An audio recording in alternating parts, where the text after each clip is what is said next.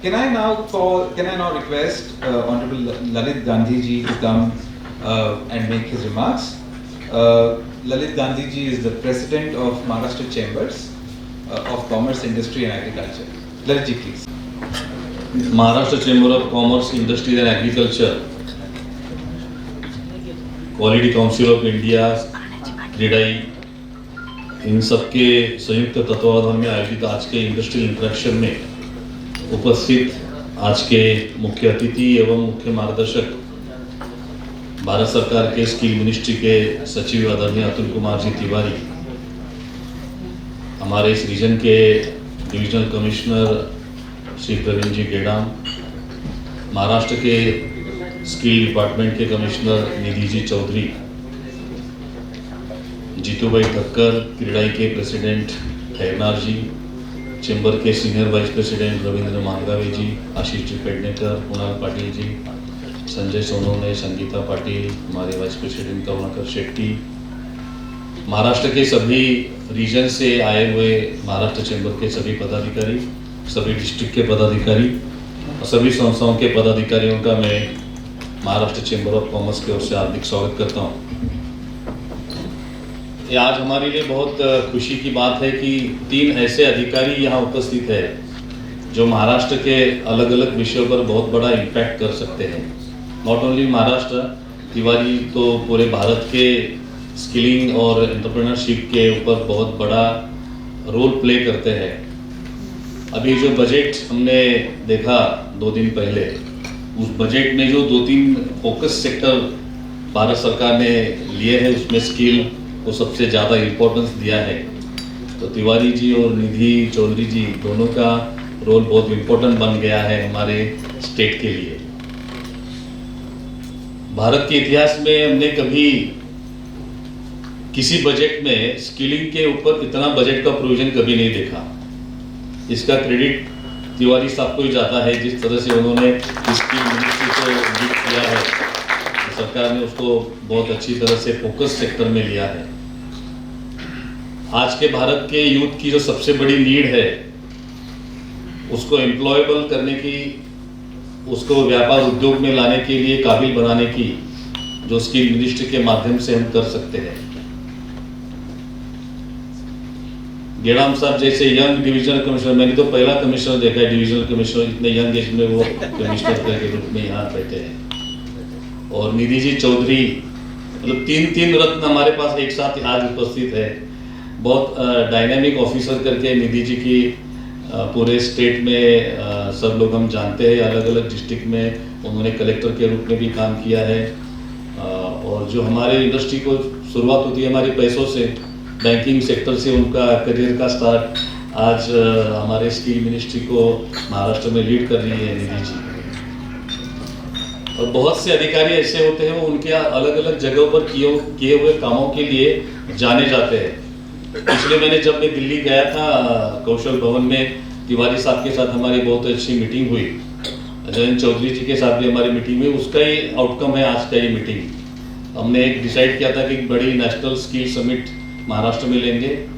और नासिक हमने इसलिए चुना था कि चेंबर, वैसे तो पूरे महाराष्ट्र में चेंबर का प्रेजेंस है, बट नासिक चेंबर का एक कोर सेक्टर रहा है। और जो प्रेजेंटेशन हमने देखा, it's a worth to select Nashik for that summit also. तो वो हमारे फोटो सोशल मीडिया पे आए। हमारे रिलेटिव्स रहते हैं कर्नाटका में। 25 साल पहले तिवारी जी वहाँ कलेक्टर थे। आज वो लोग याद करते, जैसे फोटो देखा मुझे मिलने आए गोकाक से कोल्हापुर तक 150 किलोमीटर, कि तिवारी साहब कब आने वाले, हमको मिलना है। हमारा उनका उस समय का फेलिसिटेशन बाकी रहा है। मतलब कुछ काम उन्होंने 25 साल पहले ऐसे करके दिए जो इम्पॉसिबल लगते थे, वो काम ये करके गए। आज भी लोग उनको याद करते हैं। उन्होंने मुझे पूछा आपके पास नंबर है क्या, मैं बोला नंबर लेके देता हूँ आपको। तो ऐसे अधिकारी होते हैं जो अपने काम की छाप 25 साल के बाद भी लोग याद करते हैं। और हम सब फॉर्चुनेट है कि हमारे ऐसे अधिकारी मिले हैं। जिस तरह से दिल्ली में उन्होंने कई सारे विषयों पर डिस्कस किया, जो प्रोएक्टिवली इतना काम करना चाहते हैं, इतने सीनियर पोजीशन में होने के बावजूद भी हर छोटी छोटी बात के ऊपर उन्होंने हमारे साथ डिस्कस किया। बहुत अच्छा लगा कि हमारे इंडस्ट्री के वेलबींग के लिए, डेवलपमेंट के लिए ये अधिकारी इतनी अच्छी तरह से सोच रखते हैं, जो कुछ करना चाहते हैं। तो ये अच्छा सेट ऑफ ऑफिसर्स आज हमारे साथ यहाँ उपस्थित है। तो डेफिनेटली महाराष्ट्र चैम्बर इस इनिशिएटिव को पूरे महाराष्ट्र में अच्छी तरह से आगे ले जाने का प्रयास करेगा। चैम्बर हमारा करीब 100 साल पूरे हो रहे। हमारी अभी जो वर्किंग कमेटी है जो सेंटेनरी ईयर मनाएगी, अभी 99th ईयर हमारा चल रहा है। आज महाराष्ट्र का जो पोजीशन है इंडस्ट्रियलाइजेशन में, ट्रेड में, इसका फाउंडेशन महाराष्ट्र चैम्बर ने किया है। नासिक जिसके लिए जाना जाता है, आपने बताया फाइटर फ्लाइट हमारे यहाँ बनता है, वो HAL जिन्होंने बनाया वो शेख वालचंद हिराचंद इस चैम्बर के फाउंडर है। आज भारत की जो अपेक्स बॉडी है ट्रेड इंडस्ट्री की फिक्की के फाउंडर महाराष्ट्र चैम्बर है, one of the FICCI's founder. 11 chamber थे जिन्होंने फिक्की का फॉर्मेशन किया, उसमें एक महाराष्ट्र चैम्बर भी था। इस स्टेट का अपेक्स चैम्बर होने के नाते प्री इंडिपेंडेंस टाइम में इस चैम्बर ने पूरे महाराष्ट्र में इंडस्ट्रियलाइजेशन के लिए बहुत मेहनत की। आज जिस MIDC के सारे इंडस्ट्री की हम बात करते हैं, उस MIDC इंडस्ट्रियल स्टेट का कंसेप्ट महाराष्ट्र चैम्बर ने दिया महाराष्ट्र सरकार को 1955 में।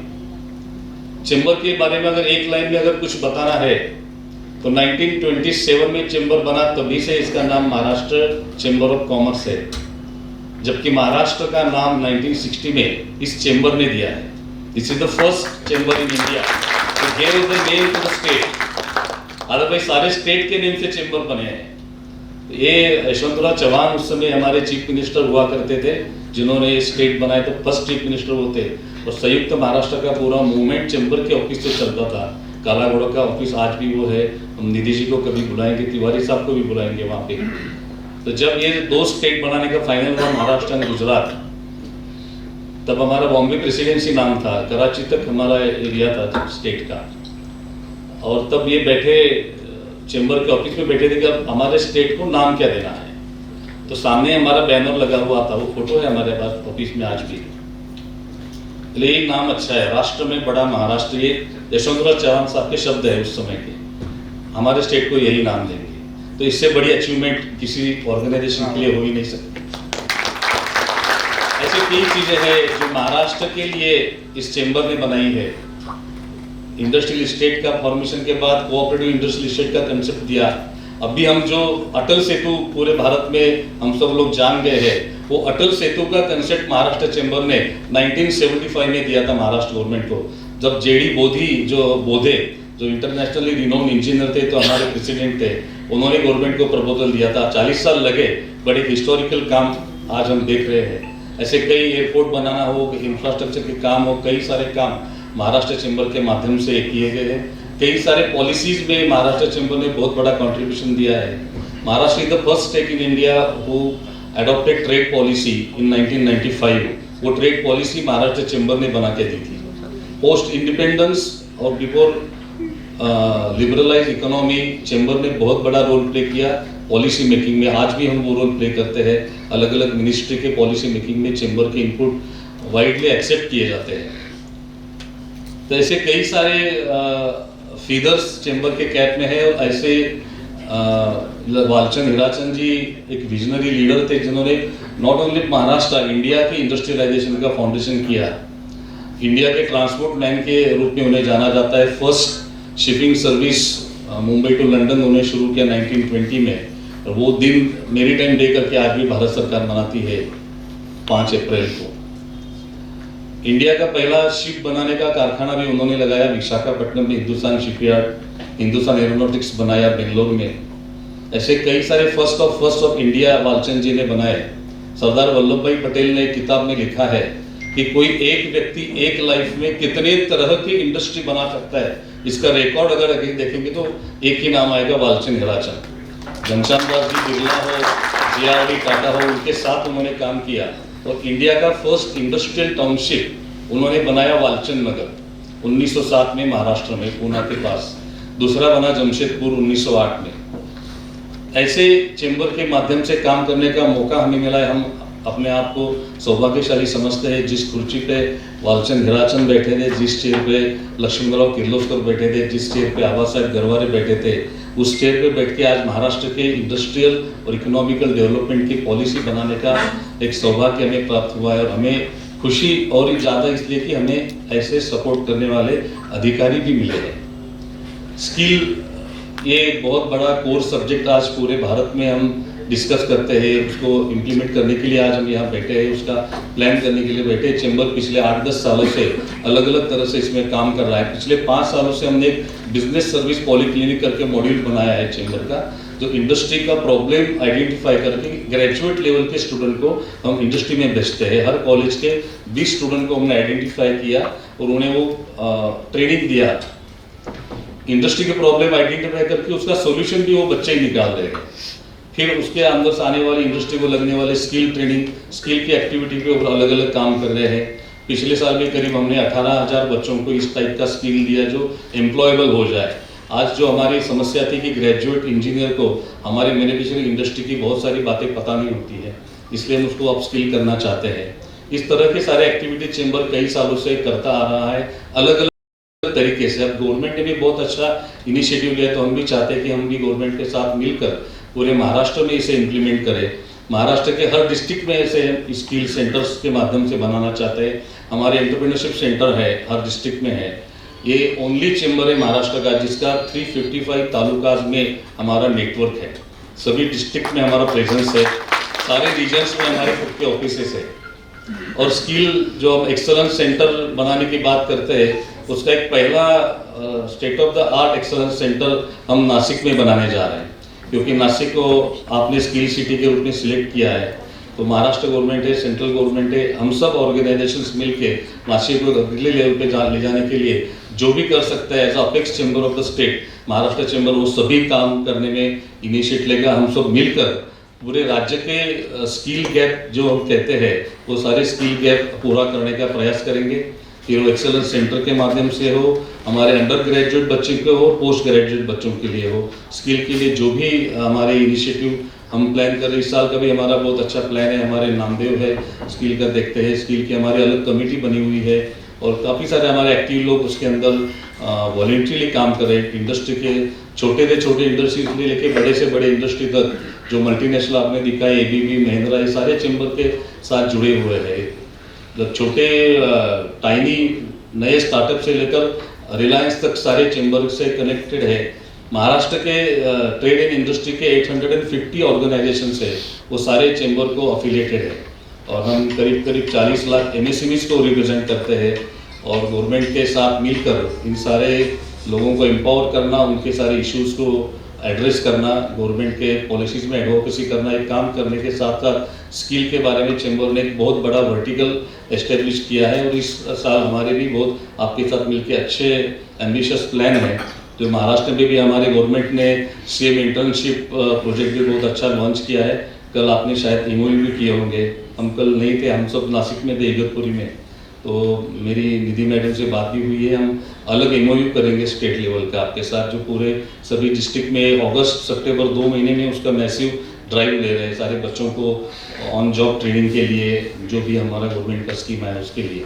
तो ऐसे कई सारे इनिशिएटिव है। हम आप सबको सुनना चाहते हैं, पर्टिकुलरली आप दोनों को, कि आप हमें गाइड करें कैसे हम महाराष्ट्र में इसे सभी डिस्ट्रिक्ट तक ले जा सकते हैं। रीजन वाइज हम 6 रीजन में 6 सिटीज़ अब आइडेंटिफाई किया है हमने।